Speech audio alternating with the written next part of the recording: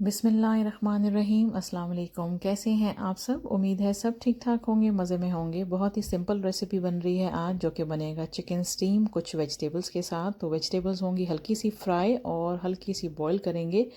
और इसके लिए वेजिटेबल्स जो आपको पसंद है आप ले सकते हैं। मैंने ये 2-3 वेजिटेबल्स ली हैं। चिकन लूँगी मैं आधा किलो, जो कि आप ले लें।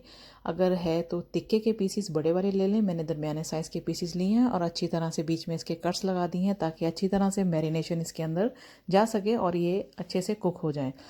यहाँ पे इसकी मैरिनेशन के लिए मसाले बहुत ही सिंपल हैं। 2 टेबल स्पून के बराबर तकरीबन मैंने ले ली है थिक वाली दही, थिक योगर्ट ले ली है और साथ ही लेमन जूस थोड़ा सा डाल दिया है और 1 टेबल स्पून डाल दिया है मैंने चिकन टिक्का मसाला, जो कि है शान का, आप किसी भी ब्रांड का ले सकते हैं मैंने। और साथ ही डाला है 1 टेबल स्पून इसके अंदर चाट मसाला और आधा टीस्पून मैंने इसके अंदर ऐड किया है ginger garlic paste. 1 table spoon डाला है ऑयल मसाले की बाइंडिंग के लिए और थोड़ा सा फूड कलर ऐड कर दिया है। फूड कलर जो है वो टोटली ऑप्शनल है, डालना है डालें, नहीं तो इसके बगैर भी ये मज़ेदार तैयार होगा।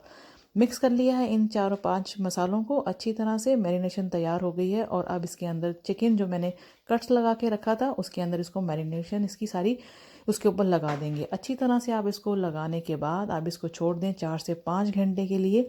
और इसको आपको अगर फ्रिज में रखना है फ्रिज में रख दें, नहीं तो रूम टेम्परेचर पे इसको ढक के छोड़ दें 3 से 4 घंटे के लिए, ताकि ये अच्छी तरह से मैरिनेट हो जाए। अब जो है इसके साथ जो मैंने वेजिटेबल सर्व करनी है उसको मैंने हाफ़ डन कर लिया है बॉईल करके। वेजिटेबल्स आपको जिस शेप में पसंद है काटनी है, लंबाई में या राउंड में, आप उस तरह से इसको काट लें। मैंने राउंड में काटा है। थोड़ी सी प्याज ले लें, बाकी और वेजिटेबल्स जो आपको पसंद है आप इसके अंदर ऐड कर सकते हैं। अब जो है चिकन अच्छी तरह से 4 से 5 घंटे मैरिनेट हो चुका है। पॉट के अंदर मैं इसको शिफ्ट करूँगी। इसके अंदर मैंने ना पानी डाला है ना मैंने इसके अंदर ऑयल ऐड किया है पॉट में। इसी तरह से ये पानी इसके अंदर चिकन का और दही वगैरह का जितने मसाले लगाए हैं वो काफ़ी रहेगा।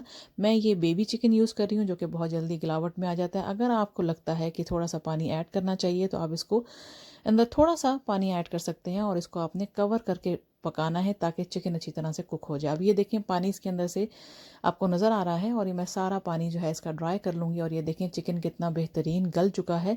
इसके लिए एक और टिप ये है कि साथ ही मैं इस तरह से थोड़ा सा इसको हल्का सा फ्राई कर लूँगी, थोड़ा सा क्रिस्पी सा करने के लिए। अगर आप इसको फ्राई नहीं करना चाहते हैं तो इसके बगैर भी जो है ये बेहतरीन बनेगा। अब इसको ड्राई कर लें और चिकन तैयार है।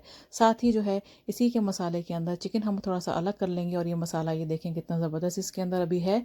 अब मैं इसके अंदर वो वेजिटेबल्स जो मैंने बॉईल की थी वो उसके अंदर डाल दूँगी और अच्छी तरह से सारे मसाले की कोटिंग इसके ऊपर भी हो जाएगी।